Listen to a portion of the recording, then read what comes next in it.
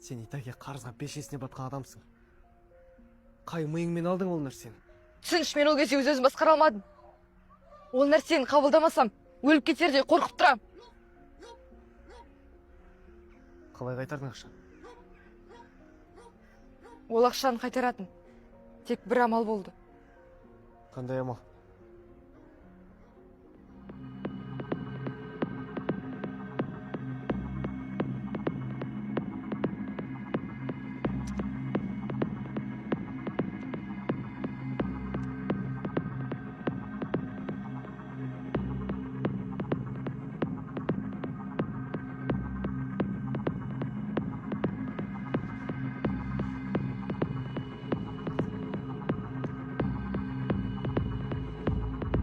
Мам!